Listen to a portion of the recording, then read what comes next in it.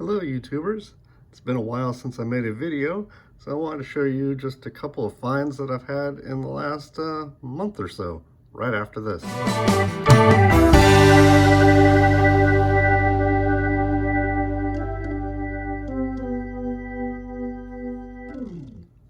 So one of the reasons I haven't made a video in a while is that I took a vacation to Alaska. It's a trip that we were planning last year, but it got canceled due to COVID. And because of the timing of our refunds and they were about to expire, we had to go pretty early this year. There's still some snow on the ground there, but it was fun. We flew up to Anchorage, looked around a little. One of the places I visited was Cabela's here. If you've never been to a Cabela's, it's like a outdoor store. They got like hunting and fishing type gear. And every one of their stores has a squish penny machine. So I like to get one at every Cabela's I visit. I think they had like 4 designs. This is the one I picked because it looks the most like the others.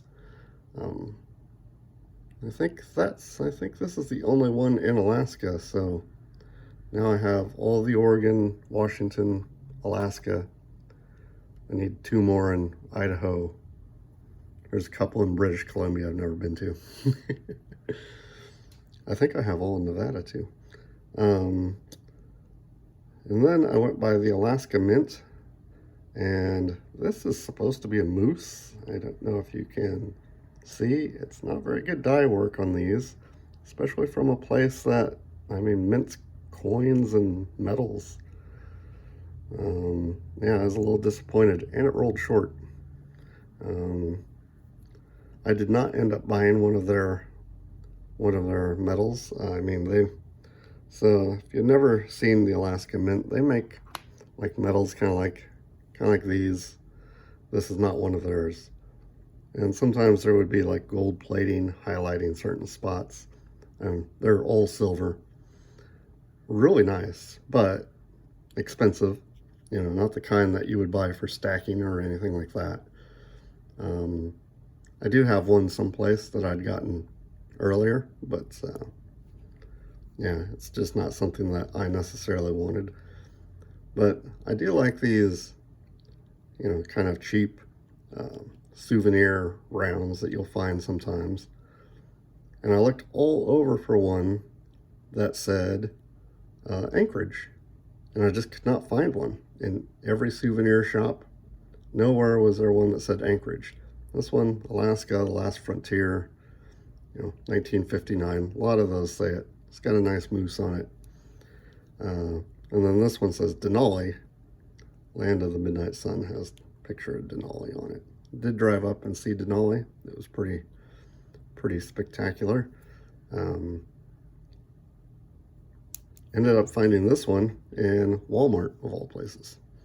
So, yeah, I like these kind of souvenir coins. I know not everyone's into them, but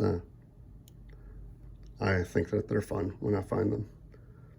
So a couple other items that I've picked up this month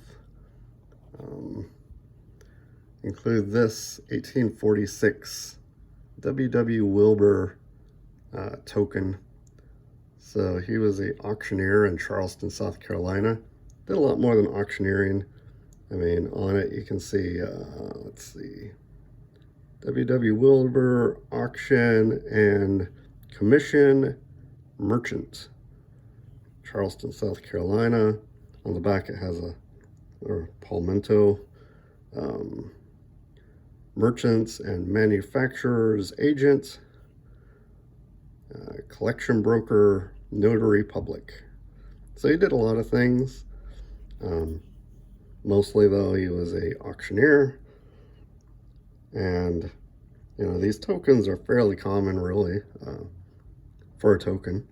Used to be pretty cheap, but then, you know, someone digging around in history, W.W. Wilbur found that, you know, among some of his auctions, he also sold slaves. So especially in estate auctions, if there were slaves in the estate, you know, they would be auctioned as well. Pretty sad chapter of American history, but, you know, now that W.W. Wilbur is known as a slave auctioneer, prices of these have gone up quite a bit. I thought the price of this one looked pretty good, so I just went ahead and picked it up. Kind of conversation piece, neat little piece of history. A lot of my family is from South Carolina, and you know, I got it at a good enough price. Maybe someday I'll flip it. We'll see. And the last thing I got was 1858 half dime. Not really sure of the grade. I mean, Liberty's on the shield, pretty much full. It's a little weak in a couple spots, but is full. I'd have to look up what that grade is. Half dime. It's pretty nice and fits into my my Dansko 7070 set that I made the video about. So one more coin down. I need at least one more half dime. I need the bust half a little earlier. I have seen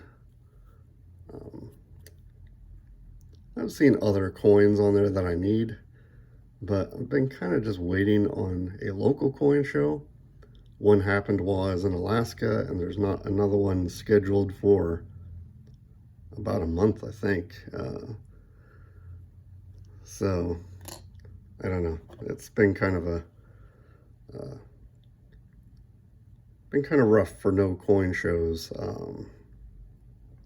Still looking good for the Portland Coin Show, where I'm kind of in charge on the coin club side of making sure, you know, we have the space rented, which we do. I made sure to get the security people lined up, got the electrician called and lined up for the event. I need to get on the insurance. There's a lot that goes into a big show, so I might make a video about that soon, but that show doesn't happen till November, so I'm hoping that everything's good.